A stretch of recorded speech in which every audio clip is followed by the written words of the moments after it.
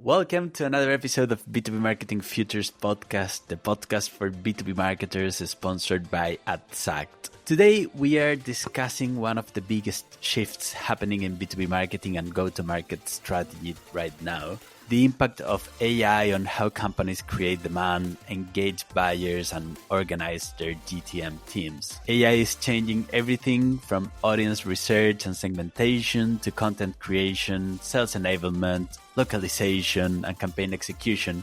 But alongside all the excitement, there are also important questions around what should remain human-led, how marketing teams should evolve, and whether AI actually changes the fundamentals of great marketing. To explore all of this, I'm joined by three great guests with very different perspectives across demand generation, localization, marketing effectiveness, and GTM strategy. But before we jump in, I'd love for each of you to introduce yourselves, your role, and your current focus. Maybe Jessica, would you like to start? Welcome. Yeah, thanks for having me. My name's Jessica Tozer. I am the head of demand gen at 90. Welcome, Jessica. Thank you so much. Harry, welcome. Hi, I'm Harry Davis. I run marketing strategy and effectiveness at Sage. Welcome, Harry. Thank you so much. And Andrew, welcome.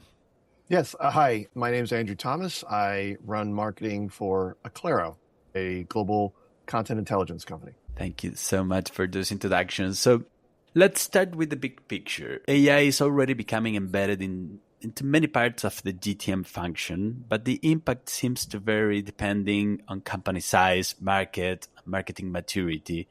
Where are you seeing AI generally change how B2B companies go to market today, and where do you think the impact is still overstated? I think that hopefully my panelists will agree. We've probably all experienced a shift in expectation from the executives management class where they think everything can happen faster, cheaper now. And that's a bit of a struggle because the tools are new and there's always a learning curve. And I feel like sometimes people don't factor that in their estimation of how much effort it's going to take. I do think that once you play around with the tools and you experiment, you can obviously hone them and figure out what works and what doesn't work. And you will eventually achieve some more efficiencies and probably some greater scale in your output, but it takes a little bit of time.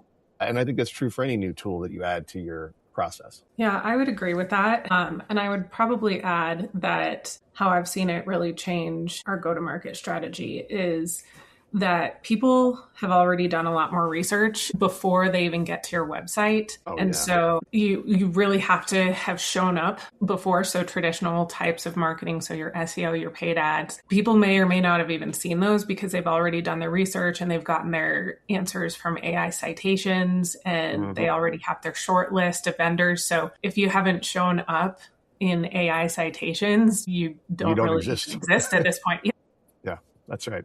No, I totally agree. In fact, we've also found though that that's the downside. The upside is though that when you do show up, those leads are actually way more ready to buy and way more engaged and actually are interested in what it is that you're offering, which is great. I mean, that's constantly the struggle in the past is you would just getting their attention with ads and landing pages and all that kind of fun stuff. And 9 times out of 10, you can't convey everything that you do in that short period of time. And so you spend a lot of time in the process once a lead comes in, figuring out whether or not it's qualified. The nice thing with the AI leads that we're getting is they're very qualified.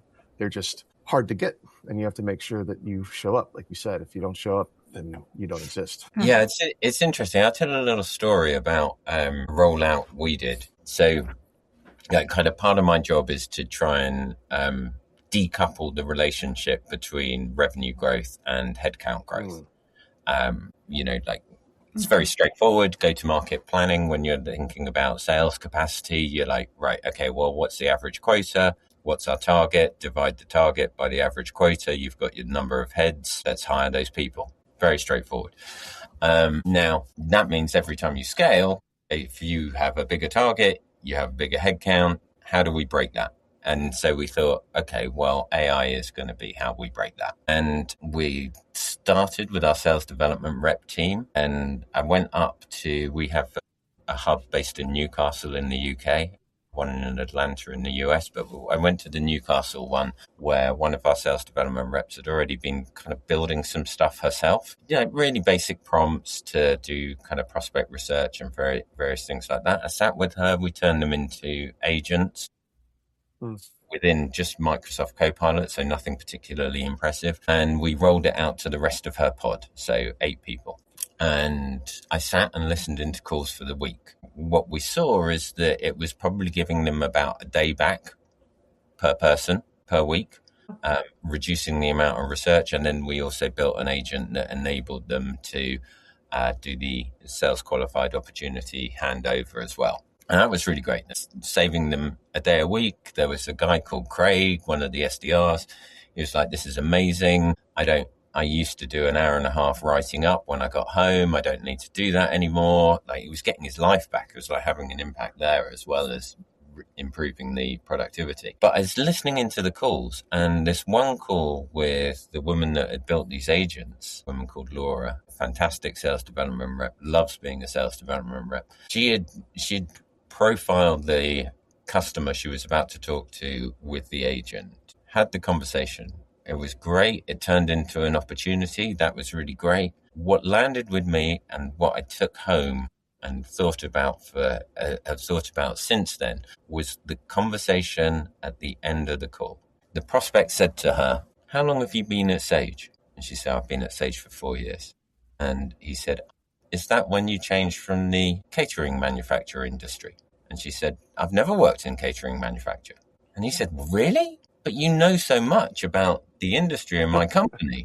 And I was like, okay, this is not just about efficiency. This is about effectiveness. This is about having a better experience. Now, probably the rest of you have similar relationship where account executives are really expensive, sales development reps are really cheap.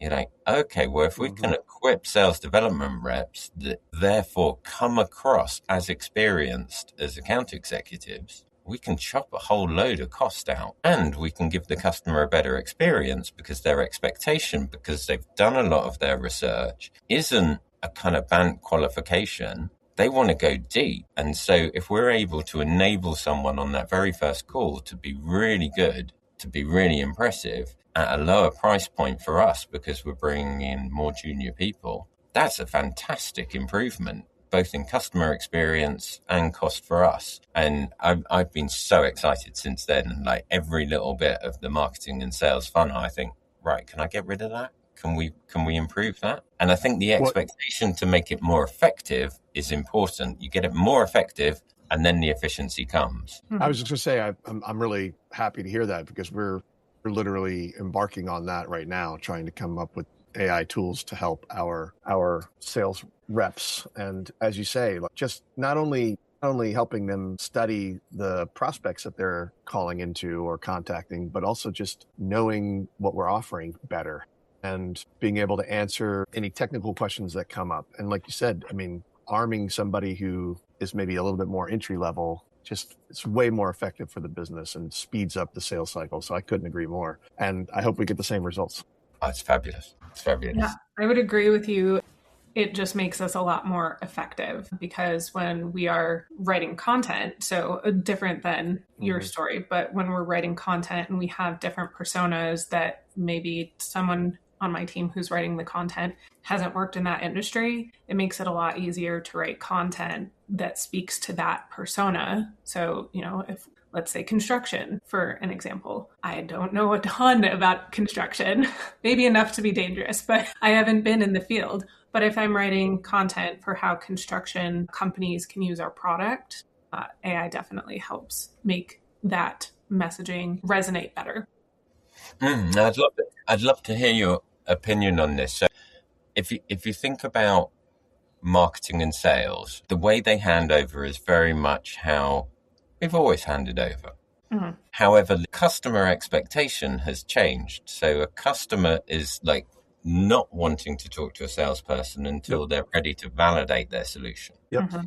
So then you've got like marketing channels become super important. Yep. We still need to do the kind of brand advertising at the start, and we still need to demand gen to like kind of drive the leads and opportunities. but we probably also need to kind of take a few stages of the pipeline and deliver those through marketing channels. And I think that's where it becomes really interesting, because that's a much more personalized experience. Like a salesperson, when they're working through someone through a pipeline, they're answering that specific business's and that specific person's needs at scale. Right. That's the expectation now. Like you said, the expectation is that it's a continued conversation that's happening earlier through the marketing materials, not through having a conversation with a salesperson that they don't want to talk to. Yeah. And yeah, I think you're right. I think you hit the nail on the head. And the only way you can achieve that kind of scale is by using AI. And as you were saying, Jessica, coming up with all the derivative versions of the content that you create. But I will throw out the one kind of word of caution that I think we're probably all aware of, but you still need to have a unique perspective. You still need to have a unique idea. And anybody that's relying on AI to do the initial creation or the initial heavy lift is just going to be generating a lot of generic content, generic messaging. So I love using AI for content variation, right? It's perfect for that. I don't like relying on it for coming up with an idea, right? Because the way AI works, obviously, it's only ever going to come up with any idea that's ever been trained on. And, you know, it's pattern recognition and pattern generation. And so by default, everything it's going to generate is something that's already existed. So you have to, you know, it can't give you the creativity. What it can give you is all of the variation at scale, which is extremely helpful. I have a slightly different perspective on this. I don't think it's totally different, but it's slightly different. So I think if you train up a large language model knowledge base, whether that's the kind of Kapathy style, whether it's a vector database, you train that up, but with marketing principles as well as customer stories and content, like actually the kind of empirical evidence from marketing academia, then you kind of take a lot of the human bias that sometimes creates less than average marketing. So if I think about, like, I'd like to say that we're amazing, but not everything that we produce is amazing. Sure. Quite a lot of it's average. And some of that, we have ideas that we've, as human beings, we've kind of maybe read something on LinkedIn, we've got excited about something, but it doesn't work and it's not right. But we get really, really passionate about it. And then we go into meetings, we argue about it, all that sort of nonsense that I'm sure we all have. That doesn't happen if we outsource it to a machine. I think the importance is training that machine, and then we don't need to be super, super creative. We just need to be more creative than average. We just need to. Yeah. And so, like, I'm kind of starting to think I might be able to get better results installing marketing as opposed to hiring marketers. Yeah, no, I take your point, and I agree that if you have constructed a platform where you can, whether you're doing it through prompting or fine tuning or RAG or, you know, any of the approaches, yes, you can absolutely rely on it more and to do the initial generation. Just where I'm seeing a conflict is it's an interesting catch-22. Because we know that we need to show up in those AI search results in order to get the leads now. And that's, you know, AEO, GEO is becoming more important than SEO. And yet the only way to show up in that is if you're generating content that those broader AIs are crawling on the web and indexing and learning from. And they will weight results for having a unique perspective, right? If you're just putting out general content, general knowledge content, you're not going to show up, right? You're not going to get, you have to have a perspective. And so I guess to your point, I totally agree with what you're saying. All I'm suggesting is that what's really important to get the most out of AI is that you do need to make a decision as a brand. What's your unique perspective in your industry, in your niche, and kind of stay true to that perspective and own it. And that can come in with the prompting and the way that you set up the AI so that it does continually show up. And I think that's the sort of thing that I like to say that when I look at it kind of very simplistically, we use AI for scale, we use humans for judgment, and we use platforms for orchestration. And so I think what you're alluding to, Harry, is you have to set up the platform and make sure that you're not just going to go to raw Copilot or ChatGPT or Claude and ask it to generate something. You're going to make sure that you have a platform where you've you've cued it appropriately so that what it does generate is correct for Sage or, for a Claro or whoever, right? It's not just going to give you those generic results. But yeah, I agree. Yeah, it looks like AI is raising the quality bar on almost everything, right? Because in the past, only a few companies had access to very good SDRs, right? And you needed to train them and you needed to invest a lot in having that people. Today, maybe you can train a machine, as you were describing, Harry, like if you get good at training a machine, then you can get like a junior SDR performing very well, right? But today apparently it's like what you mentioned, right, Andrew? You need to build a platform where everything is connected, and the content that you used to create in the past was good enough. What was good enough in the past is not good enough today. You need to write almost today as an academic paper on whatever you write, right? When you need to do a very deep research and put that into the content, otherwise you won't show up. Yeah, I think that the issue is in the past you could flood the zone, right? You could spend a lot of money and get a lot of content out there. By default, you would show up with SEO, but today that's not really true with AEO or GEO. You really have to have something unique that people are going to be asking AI about, and then it's going to add you to the results. I 100% agree. You have to have a unique point of view. You need to have some stats that no one else has. You need to have something that AI can't just grab from everywhere else on the internet and create content for you.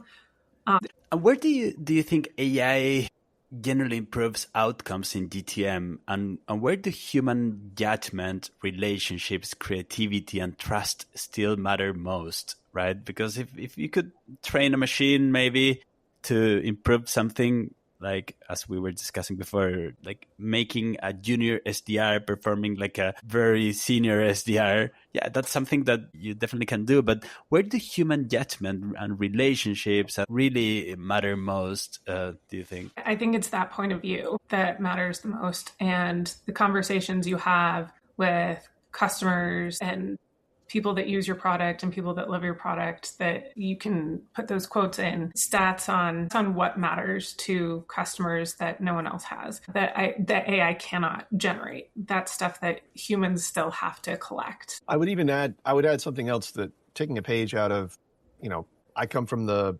localization translation industry, and we've been using AI before people called it AI, for decades. And in fact, LLMs all came out of the translation space. The technology, it all came out of translation. And one thing we learned really early on with machine translation is if you're going to put AI generated content or AI generated anything out there, the human element involves trusting your customers and those recipients and ensuring that they have trust in you by clearly telling them that it was AI generated, right? When machine translation first came along and it started to replace human translators for certain types of content, if you didn't actually label it as machine translated, then when customers found out, they would sometimes get very upset. And, obviously if a human does make a pass through the content before publishing it, then you don't need to label it that way. But if you're going to automatically create something without a human ever looking at it, and this is becoming more important with agents, and so when you have AI agents that are going to go ahead and make actions and maybe produce content and put stuff out there, I do think, depending on your industry, there's going to be cases where you're going to want to label it as AI generated. One, so that the customer doesn't feel duped in any particular way. And two, if there is a problem, and because AI can hallucinate, it is capable of making mistakes, but so are humans. You also, as a company, don't necessarily get tagged with it as much if you've clearly labeled it as AI generated. It's not exactly directly answering your question, Joaquin, but I just wanted to bring it up because I think that trust is a very human element. And there's nothing worse than broken trust to burn a bridge with a prospect or a customer. And so that's one thing to think about when you're implementing these AI tools. And actually, Harry, it would be interesting to hear from you on your SDR example. When we've been thinking about implementing it on our end, one of the best practices that we've been told is for the agent, this person, when they're on the call, is to say, I have an AI tool that's assisting me, and actually disclose that while they're talking. And And I'm assuming that's because of that trust issue, why we were told that was the best practice. But I don't know if you've had any issues with that at all in your setup. I mean, that's not something that we've done. It's an interesting question because it's sort of, I think quite soon the expectation will be that, yeah, everybody has. It's default. Yeah. Yeah. I personally try. There is a window. Yeah. I'm trying to force myself to go, right, okay, any single task that I need to do, how do I use AI to do this? And that's like my own personal learning development. Sure. And I'm still not ready to accept AI slides because I'm very particular about slides. And it's just painful. I wish it would work better, but it's not quite there yet. I think the broader question of what's the value of people, I think there's definitely a huge number of people that prefer talking to other people, and that's likely to stay the case. In some cases, that's not the case. I mean, and, one of the things that we've trialed is starting to use like AI SDRs where we give people the choice. Coming inbound, you can talk to an AI or you can talk to a person. I'm just experimenting with that at the moment. Because some people would prefer to talk to a machine because they're like, right, okay, I can hang up at any point on this call. Yeah. But then there's also, I genuinely do think that we're going to get to a point where the skills and knowledge of marketing and really understanding how marketing and go-to-market and sales works becomes something where you are directing tools as opposed to directing people. And I think for quite a long time, unless the folks at DeepMind and OpenAI and various places crack general intelligence, I think for quite a long time that is going to be quite a human skill, and that's a great thing. And what we've seen is really quite interesting, is that lots and lots of junior people in our organization are really thriving by adopting AI, and then lots of quite senior people are getting really excited and thriving using AI. But there's like kind of a middle group, and sometimes I fall into this middle group where it's like you're so used to, you've kind of built your career on being really good at the tasks, and you kind of want people to go through that for the learning. But I think that might disappear. And I think actually what we might find is that a massive hollowing out of middle management as opposed to junior people, which I think people are freaking out about. I mean, there's all kinds of ethical things around this that we're not really going into. But I do think that kind of that vision of how you want to go to market is the thing that humans add. And then it's just a question of, right, will the LLMs and the various different tools keep up with that vision so that you can execute really now, in some cases you can execute really well now. In other cases, there's some gaps. You're talking about hollowing out of the middle management. I completely agree with that, but it's interesting because it always makes me think, what happens a decade from now or longer because those junior people then need to become senior people over time.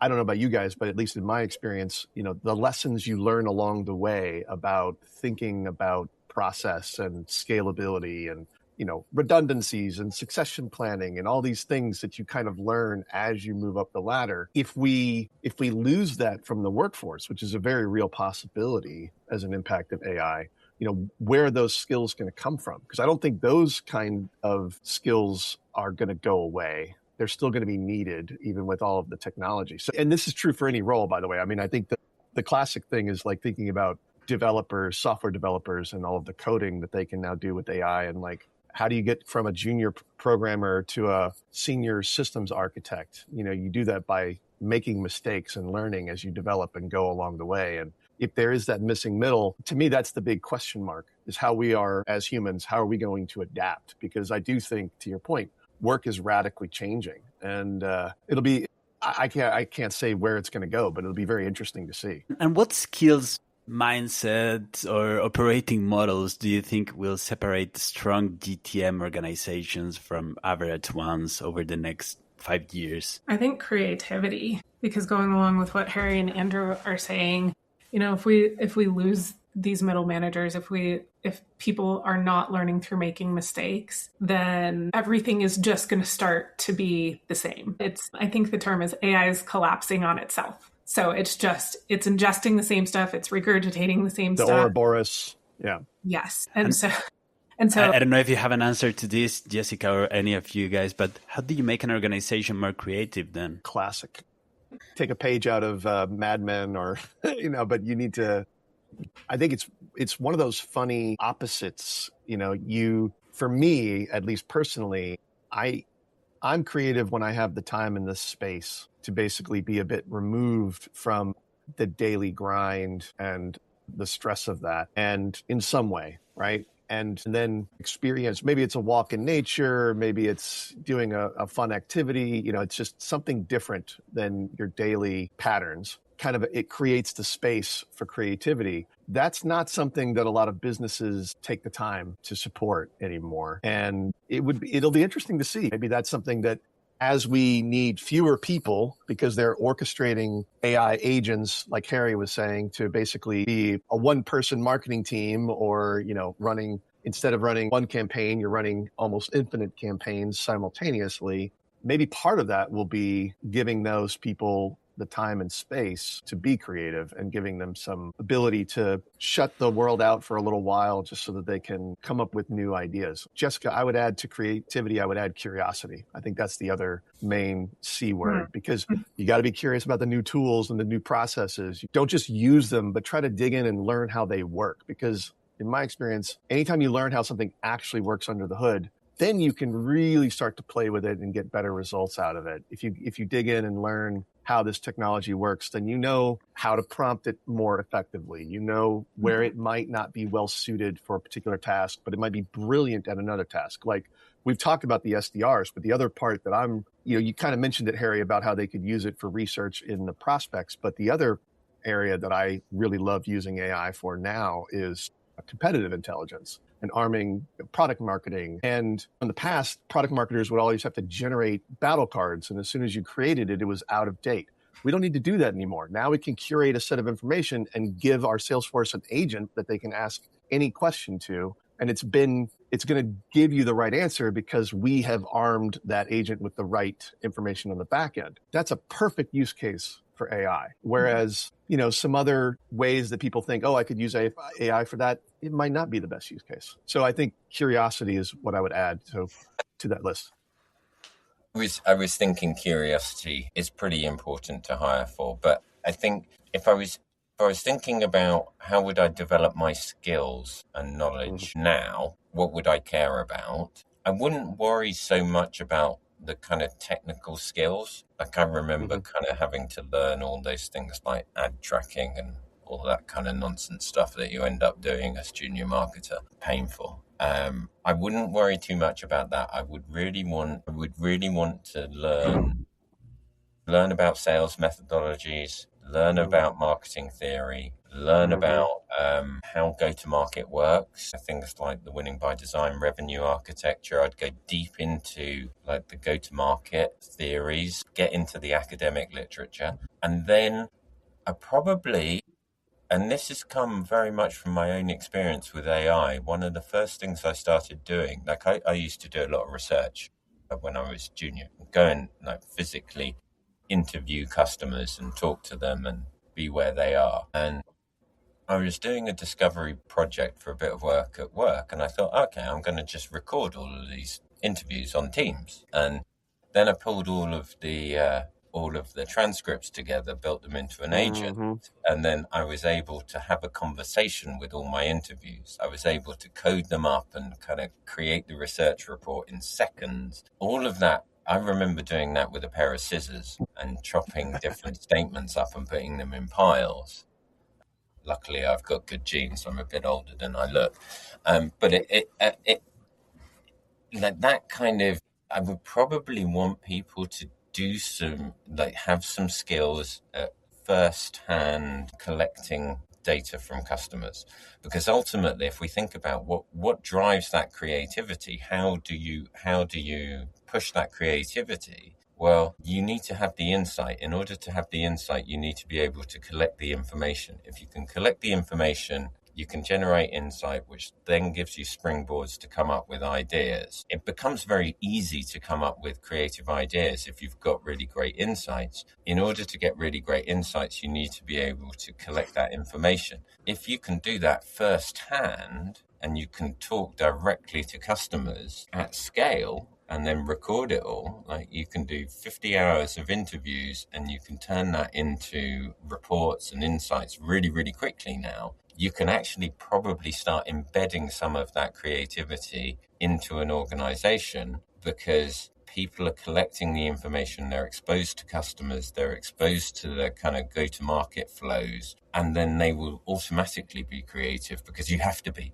because you've got new information. Yeah, I think you bring up a great point about data collection as being a new task that we really all should be thinking about as marketers. Harry, you touch on something that, I don't know if you are aware of this, but that's really researched by the theory of innovation and creativity. Actually, that's how advertisers work. They don't just do brainstorming. They do a lot of research before they sit into a brainstorming room. And going back to your point, Andrew, they also value a lot your freedom and going for a walk, taking a shower, driving around. Right. Just breaking. Before that, you need to do the research. And then your brain keeps working and connecting ideas while you're not thinking about the task because you are unblocking your subconscious. And there is a lot of neuroscience theory on this as well. We've covered a lot today, and from demand generation, localization, creativity, the future role of marketers. I think what's particularly interesting is while AI is clearly changing how teams operate, many of the fundamentals around customer understanding, positioning, trust, I think that's what actually is becoming even more important. I want to say thank you so much for all of you for participating in this podcast, and really looking forward to seeing you all again. And for all our listeners, please don't forget to subscribe and give us a like if you like these episodes. And till next time, thank you so much.